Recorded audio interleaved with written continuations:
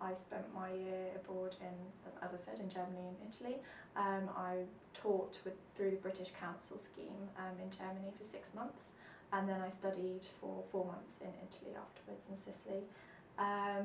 Yes, I think it's a great thing about the year abroad is sort of the options that you have. I mean, you don't have to go and just study. You can either study or work or go through the British Council and do a teaching assistantship, which is a fantastic experience. And yeah, like Sophie said, it was just really great. It's very beneficial for not only your language skills, but also you gain a lot of other skills, like soft skills like confidence and time management, and things that you will take with you through the rest of your life.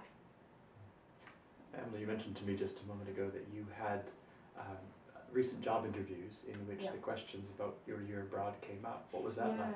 I'd say yes, employers are very interested when you mention that you've been abroad and you've had this experience of studying or teaching or working or whatever abroad.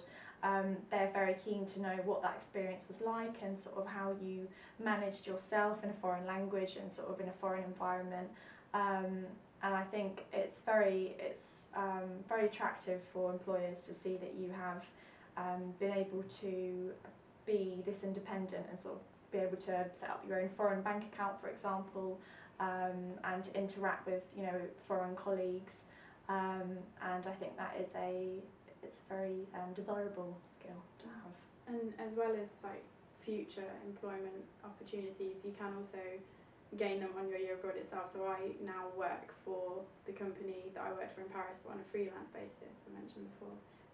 So aside from it benefiting you in the future, it can also help you at that exact moment in time, and it can start kind of long-term working relationships, either with schools or with companies, which is also beneficial. The work placement is one exciting option that the students have to do on the year abroad, and at the moment we have, for example, a student working in a medical public relations firm in Madrid. And she's done amazing things for them, redesigning their website and gaining really fantastic transferable skills.